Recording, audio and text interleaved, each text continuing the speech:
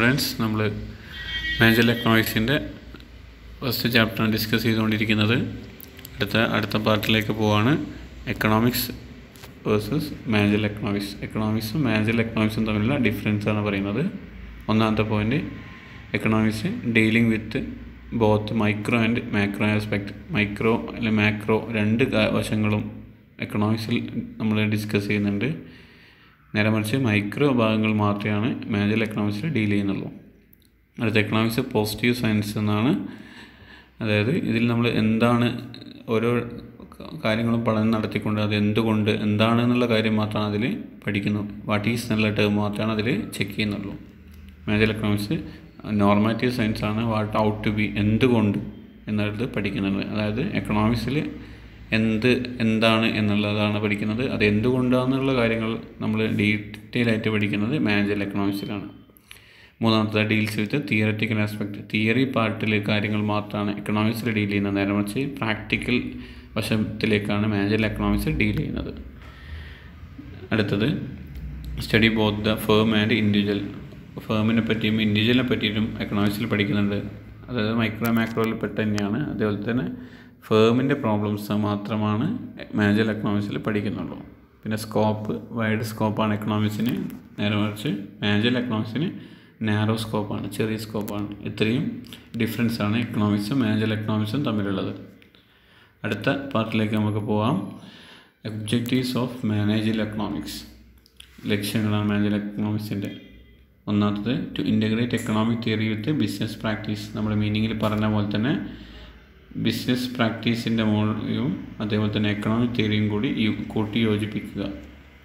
രണ്ടാമത്തത് apply economic concept and principles to solve business problems. ബിസിനസ്സിൻ്റെ വ്യത്യസ്ത പ്രോബ്ലംസ് സോൾവ് ചെയ്യാൻ വേണ്ടി എക്കണോമിക് തിയറീസും പ്രിൻസിപ്പിൾസും ഉപയോഗിക്കുക.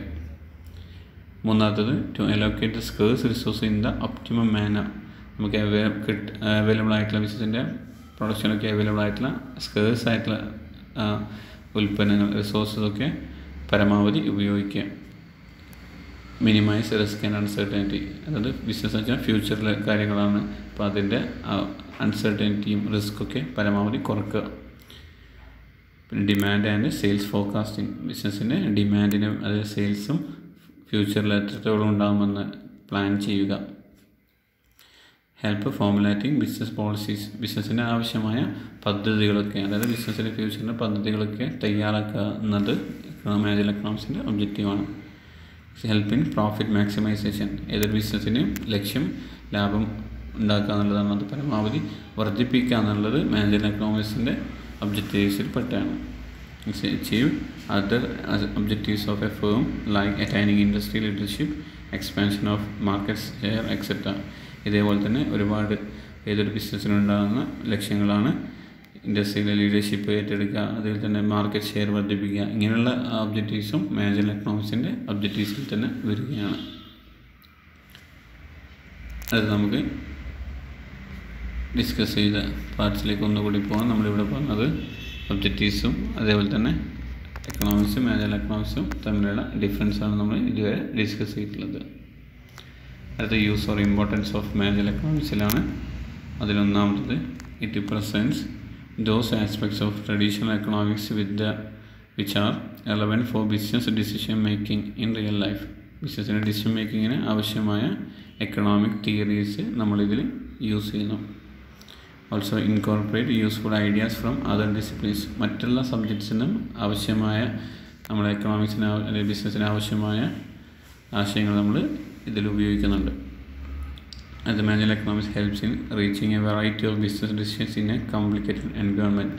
ബിസിനസ് എൻവയോൺമെൻറ്റിൽ ആവശ്യമായ പല തീരുമാനങ്ങളും എടുക്കാൻ വേണ്ടി മാനേജറിയൽ എക്കണോമിക്സ് സഹായിക്കുന്നു. Make a manager more competent model builder. നല്ലൊരു കോമ്പറ്റീഷൻ ചെയ്യാൻ വേണ്ടി മാനേജറെ ഹെൽപ്ഫുൾ ആക്കുന്നുണ്ട് managerial economics. Deals with the interaction between the firm and society, social and economic welfare. അതായത് ഫേംസിനും സൊസൈറ്റിയും തമ്മിലുള്ള നല്ലൊരു ബന്ധം സൂക്ഷിക്കാൻ വേണ്ടിയിട്ട് മാനേജറിയൽ എക്കണോമിക്സ് സഹായിക്കുന്നത്. അവർക്ക് ആവശ്യമായ സാധനങ്ങളൊക്കെ നമുക്ക് കൃത്യമായി കൊടുക്കാൻ പറ്റുന്നുണ്ട്. അത് തന്നെ ഓട്ടോമാറ്റിക്കലി നമുക്ക് എന്ത് ചെയ്യാൻ പറ്റും, നല്ലൊരു ബന്ധം സൂക്ഷിക്കാൻ പറ്റും. ഇത്രയും കാര്യങ്ങളാണ് വരുന്നത്. അപ്പോൾ നമ്മൾ ഈ വീഡിയോ ഡിസ്കസ് ചെയ്തത് എക്കണോമിക്സും മാനേജൽ എക്കണോമിക്സും തമ്മിലുള്ള ഡിഫറൻസ്, അതേപോലെ തന്നെ ക്യാരക്ടറിസ്റ്റിക്സ് ഓഫ് മാനേജൽ എക്കണോമിക്സ്, അതേപോലെ തന്നെ use or importance of managerial economics.